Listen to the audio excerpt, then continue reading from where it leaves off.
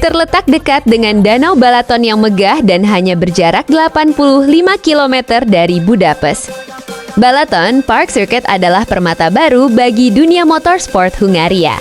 Diresmikan pada Mei 2023, sirkuit ini memiliki panjang 4.080 meter dan memiliki total 17 tikungan, termasuk 10 tikungan kiri dan 7 tikungan kanan.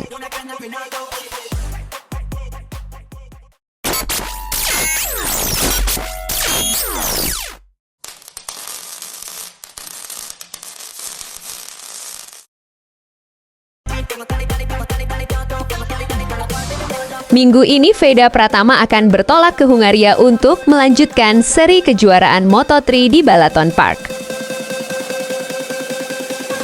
Tapi sebelumnya, mari kita intip dulu data tahun lalu. Untuk sekedar meraba peluang Veda Pratama di sirkuit yang baru akan dicobanya. Menurut data tahun lalu, sirkuit ini benar-benar dikuasai oleh para penunggang KTM. Di sesi kedua, Massimo Quiles berhasil menempati pole position. Disusul Valentin Peroni dan Piqueras menutup baris terdepan.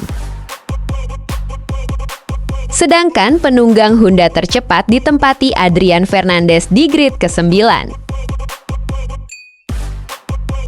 Dan pebalap Honda Tim Asia, Tayo Furusato, berada di grid ke-12.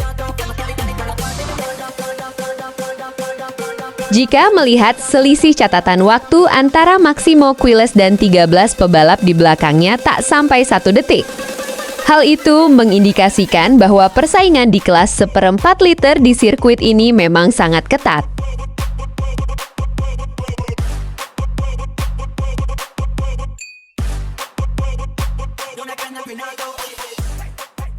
Bukan tanpa alasan. Kenapa Hakim Danish berpeluang mengulang kesuksesan seperti minggu lalu di Italia?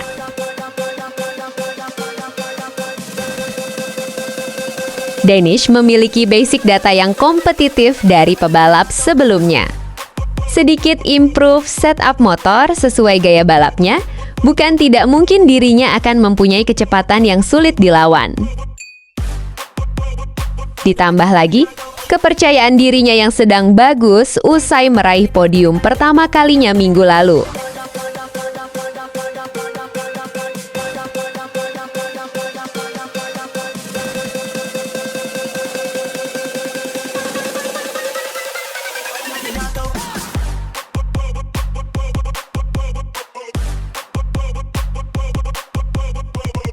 Selain Hakim Danish, salah satu titel Contender Rookie of the Year ini sangat layak diperhitungkan minggu ini.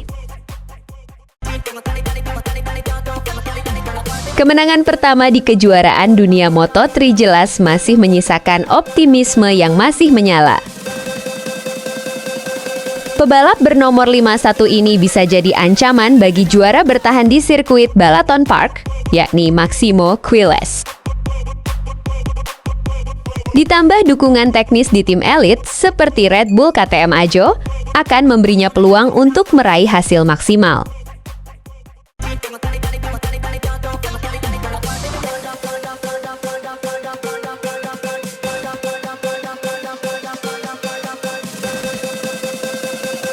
Setelah gagal mempertahankan kemenangan minggu lalu, Massimo Quiles tentu akan membawa misi balas dendam di Balaton Park. Berbekal status juara bertahan, mentalitas dan pengalaman yang tak terbantahkan, menjadi modal utama bagi pebalap andalan tim Aspar 1 ini. Terlempar dari 10 besar minggu lalu, tentu saja akan menjadi pengalaman berharga untuk menjalani balapan di Hungaria akhir pekan ini.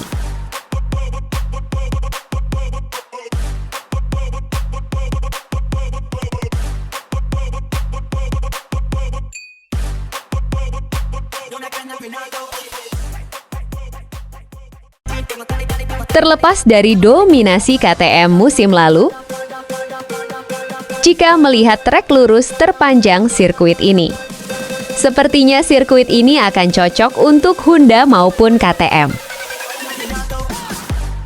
Itu kalau menurut pengamatan kami ya. Bagaimana kalau menurut kalian?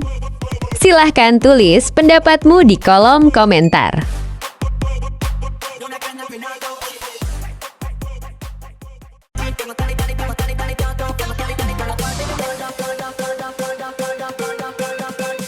Veda Pratama akan bekerja keras akhir pekan ini. Meskipun ini sirkuit pertama bagi semua rookie. Tapi ada satu hal yang kurang menguntungkan bagi pebalap andalan Indonesia ini, yakni data telemetri dari pebalap Honda Tim Asia musim lalu di sirkuit Balaton Park. Capaian posisi grid ke-12 di sesi Q2 dan gagal finish saat race. Tentu hal itu menunjukkan bahwa ada banyak pekerjaan yang harus dilakukan Veda Pratama minggu ini. Mungkin ada beberapa data tambahan yang harus Veda Pratama kumpulkan saat sesi free practice 1 nanti. Semoga saja Veda Pratama dan tim mekanik Honda Tim Asia mampu bekerja cepat saat mengolah data, sehingga setup motor besutan pebalap muda 17 tahun ini bekerja sesuai dengan gaya balapnya, yang tentu saja akan berimbas ke catatan waktu yang kompetitif untuk menjalani sesi penentuan.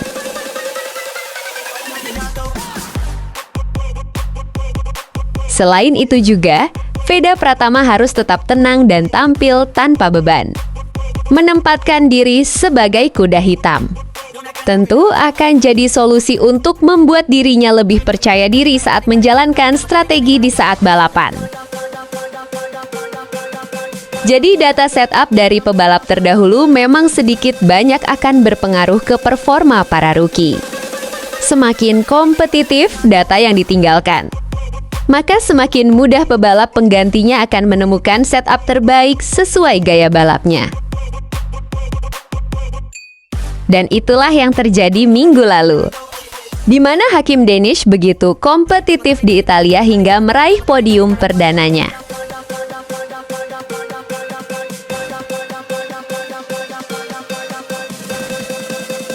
Sebagai tambahan informasi, di seri Hungaria musim lalu, Fadilah Arbi Aditama sempat tampil menggantikan Buasri. Pebalap asal Purworejo tersebut berhasil finish di posisi ke-20. Sebelum pamit, mari kita doakan Veda Pratama mendapatkan hasil maksimal minggu ini. Terus dukung Veda Pratama untuk mengharumkan nama Indonesia. Sampai jumpa di tikungan berikutnya.